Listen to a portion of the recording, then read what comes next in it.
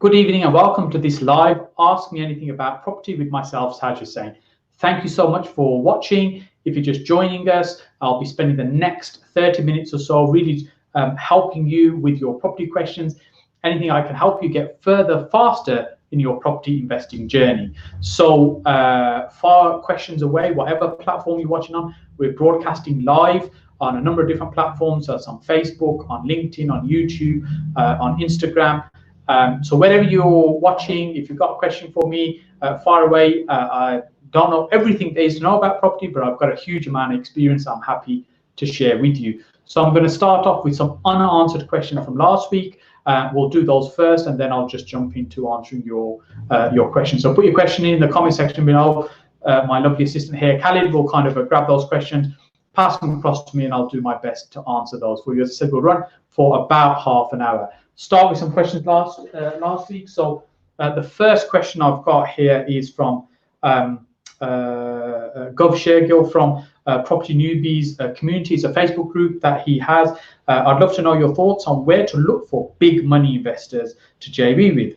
And if we as newbies will be doing the work and the investor puts in the money, how can we build trust with them if we're new to property and don't have many, if any, projects under our belt? Great question, Gov. So essentially what we're saying is looking for larger amounts of money for properties when you're getting started.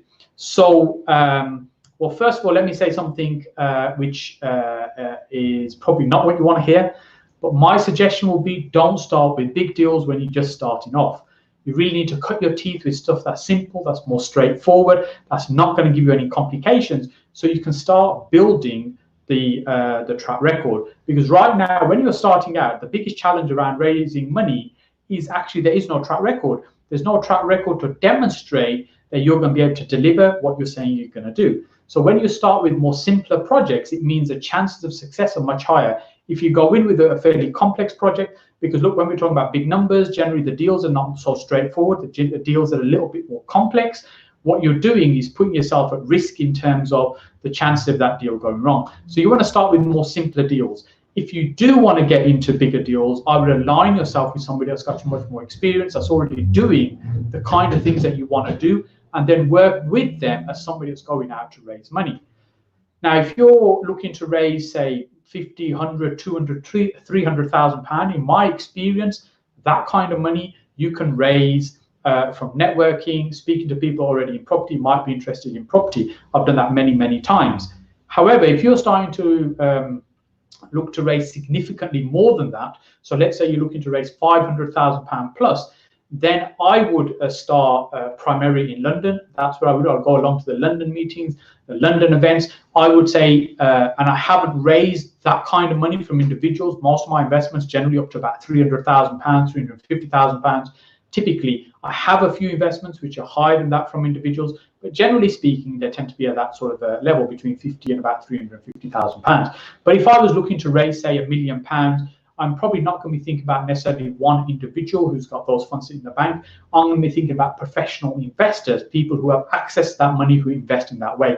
Their mindset is different, their thinking is different, and also depend on the project. Let's say you're doing some new build houses, you can get traditional finance you can tap into as well, and it's the difference that you're looking for to raise from other people. So it isn't often that big. The money isn't £1 million necessarily.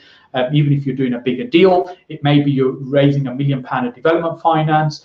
You've got a few £100,000 for the purchase, and it's the deposit of a couple of £100,000 or something that you need to get started. And if that's your first deal, that's actually quite a big deal to be doing. Depending on your background, unless you're already from property experience, are you a quantity surveyor or building contractor, I would look to align yourself with somebody who's doing that to make it easier for you. So look, I hope that helps. So next question, if we flick over to that, this question was on Facebook from Kundan. What's the biggest illegal thing you did in property that got you into the greatest trouble? Good question, Kundan. What I try and do is avoid doing things that are illegal. I'm in it for the long run. I try and build a business that has longevity, that will probably outlive me, that will be generational. That's my intention, that's my purpose, that's what I want to do. So I'm not interested in getting involved in things that are illegal, that's just going to generate you a quick buck. Now, I have done things that are kind of pushing the boundaries out a little bit, and stuff that sometimes, you'd say it's grey and it's arguable. But hey, that's me kind of pushing the boundaries in terms of where I think we can do things. But the kind of things I've kind of fallen foul of, if you like, and got into a little bit of difficulty with is stuff like recently I've got a house that's licensed for 8 people, HMO license for 8 people. We haven't got the planning permission for 8, we've only got a permitted development with 6. And actually we had more than 6 people in there at the property, and that caused a little bit of a problem with planning, but nothing that's not insurmountable and not difficult to deal with. But essentially, I'm not interested in getting involved in anything that's illegal. As I said, I want to build a business that's going to be here for a long term. And when you try and do things that are cutting too many corners, or you're doing the shortcuts, often it means you're building on rocky foundations, and that's not a longer-term business. So I hope that answers your question. So actually another question from Kundan as well. Can we flick across to the next question there, Khalid? This was actually a comment Kundan put on regarding electrical safety certificates. Later this year, they'll looking to introduce those as a legal requirement, just like gas certificates are on rented properties. And around the recent post, electrical safety checks will become mandatory for properties that have been recently rewired. Presumably, these checks are not required for the first 5 years. So, I'm not aware of the full process in terms of how this will work, but my understanding is the electrical certificate, just like the normal electrical safety certificates that we have at the moment, those are the ones that we'd be using. And if they're valid for, say, 5 years because you've had a recent rewire, then your electrical certificate is valid for 5 years, just like we do in HMOs right now. It's the same kind of thing that'll just get transported across into single lets. And in fact, in my single lets, we've been doing that for many years, because it is actually our legal responsibility as a landlord to make sure the property is safe and the electrics are safe. So how can we do that? Well, we can go around, do a little visual inspection based on our knowledge and experience, and have a look if the electrics are safe. Or I believe it's easier to get an electrician in, a qualified electrician who can look at it, who can check it for you and issue a certificate to say, yeah, this is safe, and I think this is good for 3 years, 5 years. You don't need to do another inspection for X period of time. And really all that's happening is now that's becoming law. We're going to have to do it on a mandatory basis. So I think personally, as I said in my post, when I put it up on Facebook, I think it's a good thing. It just means there's another layer of safety and protection for tenants. And as I said, I've been doing it for a while anyway. So next question, I've got some other questions coming in. So let me try and whiz through these first. Bhupinder Atwal on Facebook, just a bit of background. Bhupinder's a builder. So Bhupinder's question, what is a property? If that's your question, Bhupinder, you and I really need to sit down and have a chat. So on to more serious questions. Let me see what we've got, what's next. Zach, I've got these printed out so I don't have to kind of turn my back to look at the screen. So let me just read this one out. This is from Zach on YouTube. Zishan from Southend-on-Sea. My question is is single let better than HMO in Birmingham? At present, I'm looking to buy property in Birmingham. Thanks. Well, look, Zishan, I think it really does depend on the strategy ultimately you're following.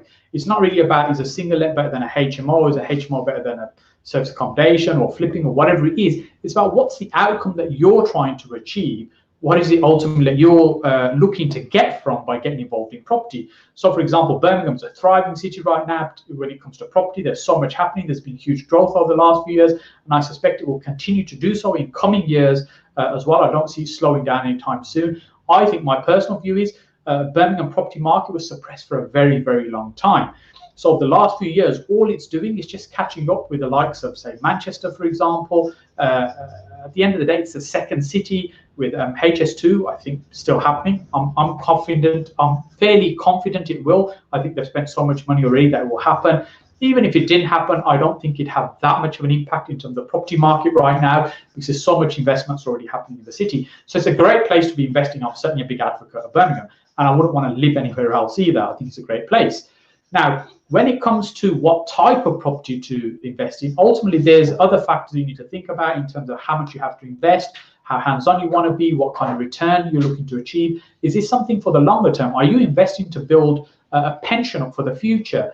So, for example, somebody might be a high-earning trainee doctor that will have a significant salary, and what they're doing is building up for the long term. Or alternatively, it might be that you're in a corporate job and you want to get out of that job right now and you want to build an income now, in which case HMOs might be a better route. Personally, I tend to do more HMOs because I'm keen to build the cash flow. It's the cash flow that I'm interested in right now. And I do some flips, which give me chunks of cash as well, and also building houses to sell. So it gives me a mixture of things I'm doing. So thinking about what it is that ultimately you want to do as an outcome, that's really what will determine which is going to be the right strategy. Yes, you could buy a single let property, but actually this is where you would then drill down to what type of property, what part of the city, what yield you're trying to achieve, where there might be longer term capital growth, where you might get better yield, but actually you may not get the capital growth. And these are things where you drill down into detail. If you haven't already been, Zishan, come along to my monthly property meeting, which is on the third Tuesday of the month in central Birmingham. For more details, have a look at sajhussain.com/networking and book onto that. We can have a chat there about Birmingham and the localities and what might be the best place for you. So can you pass me some of those questions there, Khalid? I can have a look at those while I do the next one. So Sachin Sethi, I have a rent-to-rent SA deal. Should I run the business as limited or individual? It's a quick deal and I have no time to create a limited company. Should I start off and then move to a limited company? So Sachin, the reason people may use a company, remember, I'm not a qualified financial advisor or an accountant, I'm just sharing my opinion with you and my experience. In my view, a limited company is really primarily around taxation. It's a case of how you can become more tax efficient, depending on your personal circumstances as well, and also adds a layer of protection, i.e. things are contained within an entity, a legal entity, such as a limited company. If you're just starting out as rent to rent, you could have a contract in your own name and your income would be coming to you personally, but so you've got to look at the taxation on that. If you put it into a limited company, then your profit that you're creating sits inside the limited company. It doesn't belong to you that you can just take out. It belongs to the company, so you've got to look at how do you extract the money out of the company and the taxation involved there. But also what it then does do, adds a layer of protection for you. God forbid if something was to go wrong, the problems or the issues would be contained within that company rather than affecting everything that you're doing. They're the key factors to think about when it comes to limited company. And there's of course clever things you can do around things like deeds of trust, where you can move the beneficial interest. Although you're holding the property in your name, the benefit could be somewhere else, for example, limited company or even the other way around. But really, the basics and the crux of it is it's about creating some protection and also looking at which is going to be the more tax efficient way for you to make this money from this deal. So can I grab some of those? I have a look at some of these questions as well. So these I've not got on the screen. These are just ones that are just coming through now. Nation Banzai, when did you last buy property? Great question. So we completed on one, I think it was on Friday, so just a few days ago, and hopefully all going well, we might be completing on one this Friday as well. And prior to that, we had a completion in December. So yes, I'm actively buying property all the time, mostly with my partners, my joint venture partners and my funding partners, but I'm certainly active in property because I believe that's the business to be in. So I don't just talk about it, I'm doing it all the time. Next question is from Tony on LinkedIn. Hi Saj, what are your predictions for 2020 in the property market? I think there's some interesting times we're facing right now. I think there's less certainty than there was, say, 6 months ago in the marketplace. Most of that is around Brexit because we think, okay, it's happening, it's gonna move forward, so that it creates a little bit more confidence, and we've seen a surge in the market in terms of level of interest in the market. So the new builds I'm doing, some flips I'm preparing at the moment, I think we'll be listing those for more money than we were initially thinking, simply because there seems to be more confidence in the market, more interest in the market as well. In terms of opportunities, like for example, locally to me, I think the HMO market will change quite dramatically, particularly with Article 4 coming in. I still think it's a very, very good strategy for creating income, as long as you set it up properly, you understand what's involved. And if I was anywhere else in the country, and if I was kind of starting, I would still be looking at HMOs for income. I think service accommodation also is a very good strategy, which we've been working on and paying a lot more time and effort to over the last 12 months, and we're building that as our business. as well. And I think some regulation around there may happen this year.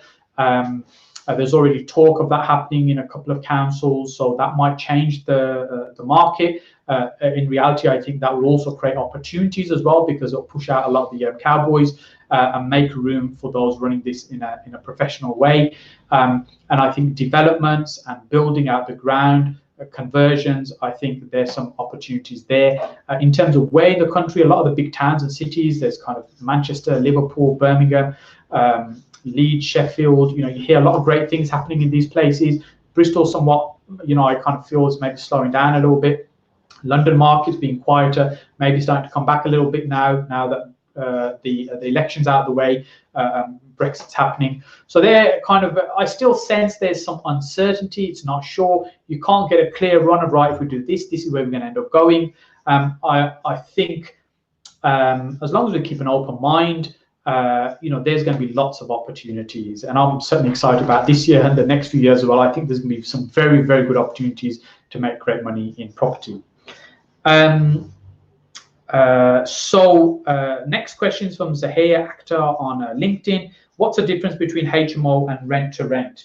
A HMO essentially is a house multiple occupation, where you've got several individuals living in a house and sharing some of the facilities, such as the bathrooms and kitchens, and they've got their own bedrooms, a little bit like a student house when you've got a number of them together. Or it could be professional individuals, which is the market that I'm in. They're not related to each other. They're renting an individual room, and there's some shared facilities as well. That's essentially a HMO, and that could be 2, 3, 4 people that living together in this way. Typically, our HMOs tend to be about 6 people living together, and it's 6 because it doesn't require planning permission. It can be done in a permitted development, particularly where we are in Birmingham. However, all that is changing in just a few months' time.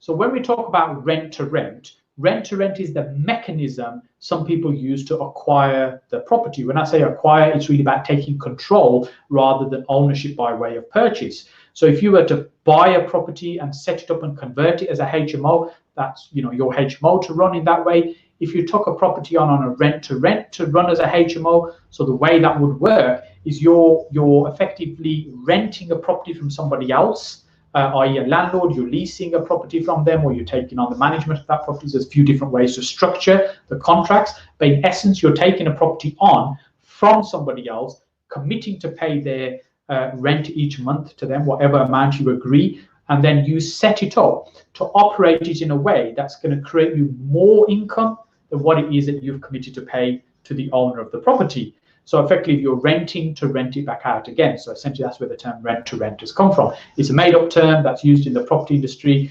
quite a lot over the last few years. 6, 7 years ago, I used to run some rent to rent training courses. Not doing that at the moment. That's something I was doing a few years ago, and that's kind of where this concept was, or this phrase became much more common. So rent to rent is just a technique that you're using to control the property, whereas HMO is what's happening to that house. So with rent to rent, you could be doing a rent to rent to run as a HMO. You could be doing a rent to rent to run a service accommodation. Or some people will say rent to HMO or rent to service accommodation. These are just the terms that people use. So that makes sense. So should we jump back on screen? So we've got some more questions coming through. Gov's got a question on Facebook. Do you feel the rent to rent SA business is saturated? So when we sometimes feel a sense of saturation is if we look at what we're doing as a property community and a property investors community, within the UK and particularly England, we're actually a very, very, very small number of people that do these kind of things, do these kind of strategies, all the things I've been talking about on this live this evening. It's a very, very small market. When I say very small, there's probably a few 100,000 people that are actually even aware that this exists. They're not all doing it, they're just aware that this kind of market exists and these things go on and these strategies are out there. Now, within that environment, so people like around us that you and I talk to, whether it's online, as we're doing now, or whether it's a live networking meeting like I run on a monthly basis, we're surrounding ourselves by everybody who's talking about a similar kind of thing. So we can feel like it's saturated. The reality is we are nowhere near saturation. The market is huge, but because we're speaking to people all the time that are talking about the same kind of thing, it can feel like everybody's doing it. And here's the reality, because I've been involved in helping and supporting other people for quite a few years now through property and property training, whether it's online, whether it's a live event, whether it's through a training course. And what I find is that let's say you get a room of 50 people that come onto a training course, and I've done the same when I've been there myself, sitting in a course, learning about something, and all 50 of those people have learned a specific thing about property or property investing, a strategy, a technique, a tactic, or whatever it might be. And if you go back to those same 50 people and you go and find them and bring them back and put them into the same room and you talk to them yourself, so tell us what you've done over the last 12 months with that strategy done. The reality is only a small number actually do it, maybe 5 or 10%. That's the sad fact. What does that mean? That means, maybe 3, 4, 5 people out of a room of 50 will have actually gone and implemented. So even though we're all surrounded by getting the same information, very few people actually do it. So why is this important? This is important because, like, I'm sharing this information to you right now. I'm telling you how to go and do something. The reality is most people don't. We get busy with our lives. It sounds great. It sounds fantastic, but we don't. What I find the biggest difference happens is those that get the support, which is kind of where the shift really happened for me. So I've been in property about 12 years, more than 12 years, coming on 14 years. And during that time, it was really the first few years I just kind of struggled to get any results because I was all over the place. It's when I got somebody in the shape of a mentor, kind of held my hand through the process. That's where the shift really happened for me. And that's why I'm passionate about kind of helping other people, because I see the difference it makes. And when we have support around us, it makes a difference. So even if you've got people around you or positive, supportive of you and helping you move forward, that's what's going to make the difference. Was that Gov's question? I think it was Gov's question. Sorry, I lose track. And Gov got a great community you've put together. It's about the support that you create within that community. That's what helps people move forward. So in answer to your question is no, I don't think the market's saturated. I still think there's huge opportunities, especially for people that are doing things in the correct way, because there's many people that are breaking the rules, doing things in an illegal way. And as I talked about earlier on, I don't think that's a way to build a business. I think if some kind of regulation comes in, all those businesses will just collapse. And then it'll leave a clear playing field for those that are doing things properly. So we've got some other questions. How are we doing for time? Cool. So a few minutes to go. Let's see if we can get some of these answered.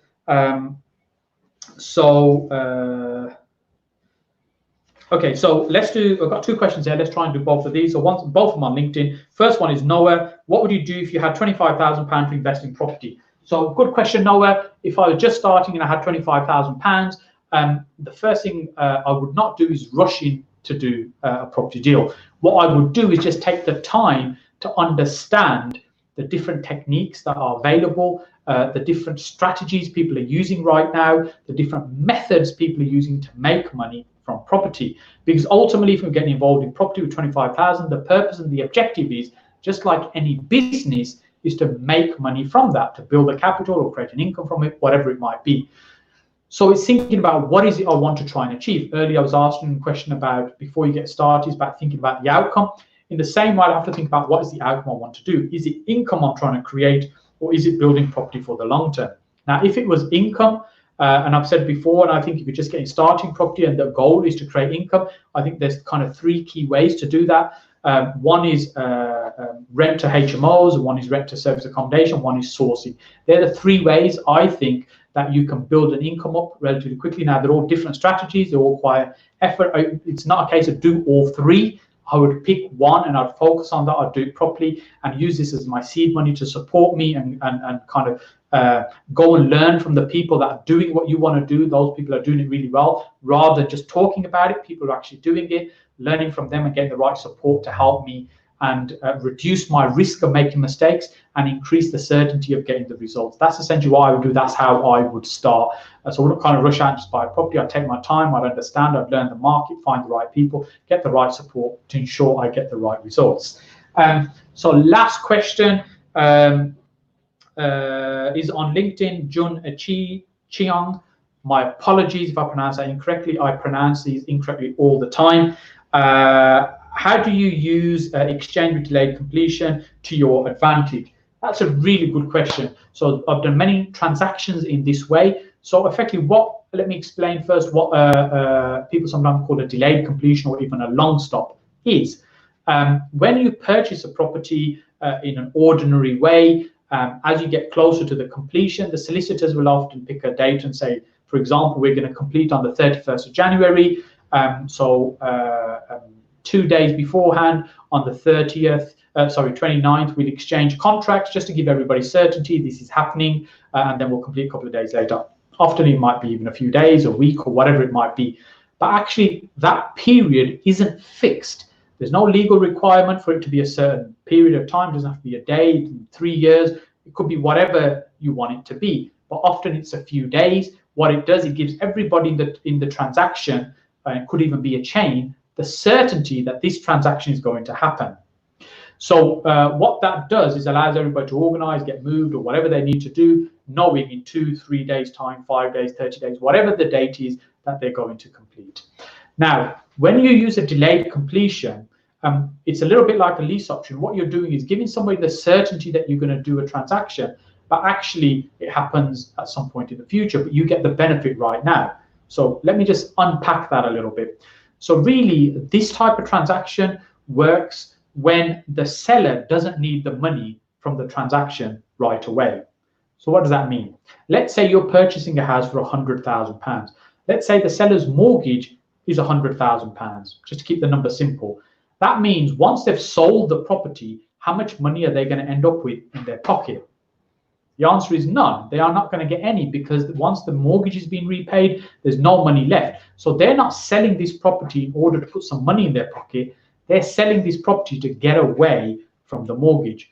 So it's about deals where the seller doesn't really need the money. And then what you could do is take on that property. You might service the mortgage whilst you've got control of the property. And by servicing the mortgage, it needs to be one that's got attractive terms. What do I mean by that? It's a fairly low interest rate, and it's already been set up for buy-to-let or a HMO mortgage. So it's got the right product attached. You can always get a mortgage broker to look at that for you and understand the current mortgage that's on there. But essentially what you're doing is giving the seller certainty that actually you'll take on this property, you'll take on the responsibility, they can walk away, get on with their life. The difference between this and a lease option, which is a question often asked, why use a delayed completion versus a lease option? In a lease option, you have the obligation, you have the option to buy, but you're not obligated to buy. You don't have to purchase, but you can if you want to. In a delayed completion, you've committed legally to purchase it. That's the real difference. So it gives certainty to the other side, and it also gives certainty to you. So in some transaction, I've done a lease option. In other transactions, I'm thinking I definitely do not want my vendor to back out of this transaction. So I've exchanged on a delayed completion, and I've got some that run for many, many years, and others can be quite short, i.e. 2 or 3 months, in order for you to, for example, you might want to go and get planning on a property first to uplift its value. You might go and do some work. It could be unmortgageable property. For example, the kitchen is redundant or non-functional, so it means you can't get a mortgage on it. If you do a delayed completion, you can go in, fit the kitchen, get it mortgageable, and then get the mortgage on it to be able to complete the transaction. So a number of different ways where you might use a delayed completion. A very, very powerful tool. I love using them, particularly in combination with lease options. You find the one that's right for you. Khalid is frantically writing something away, so I better have a look at this. Our first from Twitter. Oh, we've got a question from Twitter. Should I buy cheap abandoned houses in Chicago?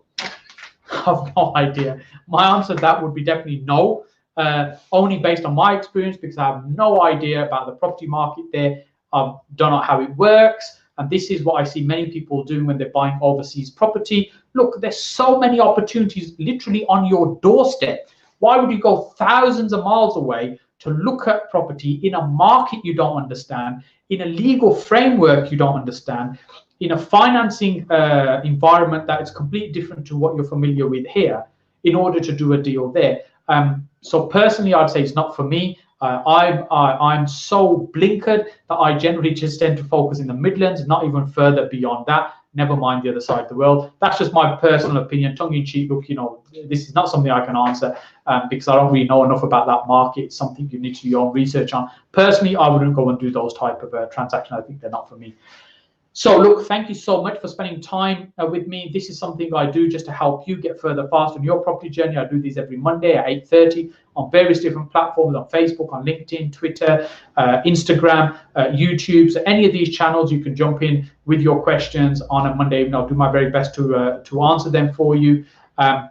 And look, if you want to meet up, I run the monthly property meeting in Birmingham, Saj Hussain's Property Meet. Have a look on the website, sajhussain.com/networking. We're about 100 people there pretty much every month. That's been the case since we've been running this meeting. And I'm happy to help you in any way I can, face to face as well. Come along to the meeting. Thank you so much for your time this evening, and I look forward to seeing you here same time next week, Monday 8:30.